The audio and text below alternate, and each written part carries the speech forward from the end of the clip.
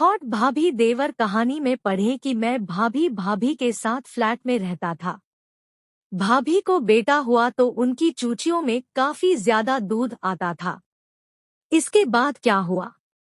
नमस्कार दोस्तों, मैं आज आपको मेरी असली हॉट भाभी देवर कहानी बताने जा रहा हूँ। मजा लीजिएगा। मेरा नाम रोहित है, उम्र 25 साल। मुझे जिम का बहुत शौक है, इसलिए मेरा शरीर काफी मजबूत है। काफी मेहनत से मैंने अपने 6 पैक बनाए हैं। मेरी लंबाई 5 फीट 7 इंच है और मैं दिखने में भी काफी आकर्षक हूँ।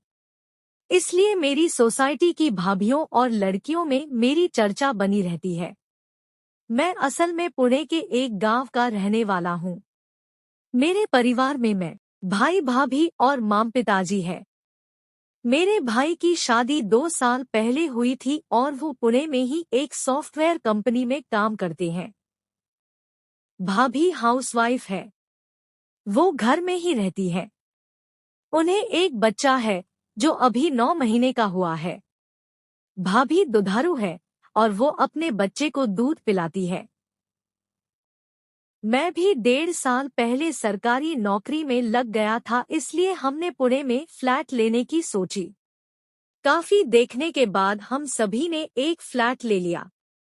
मैं, भाई भाभी और भाई का 9 महीने का बेटा वेदांत पुणे के अपने फ्लैट में रहने चले आए।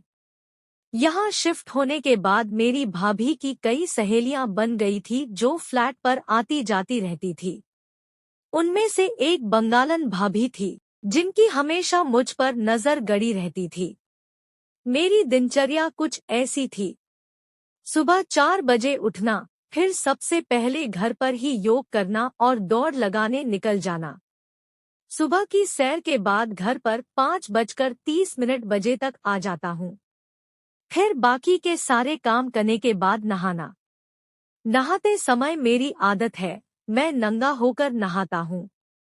मतलब चड्डी भी उतार कर कायदे से लन को मल मल कर साफ करके नहाता हूँ। चूंकि इस नए फ्लैट में मेरा अलग से अपना बाथरूम है तो कोई दिक्कत नहीं रहती। रात को सोते समय भी कभी कभी मैं नंगा ही सो जाता था।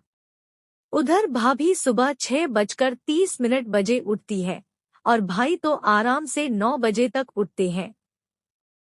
सॉफ्टवेयर इंजीनियर जो ठहरे तो उन्हें काम भी बहुत ज्यादा रहता है। 8 बजे तक भाभी मुझे नाश्ता करा देती है और मैं 9 बजे काम पर चला जाता हूँ।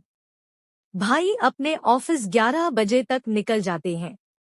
दिन भर भाभी घर पर ही अकेली अपने बच्चे के साथ रहती है।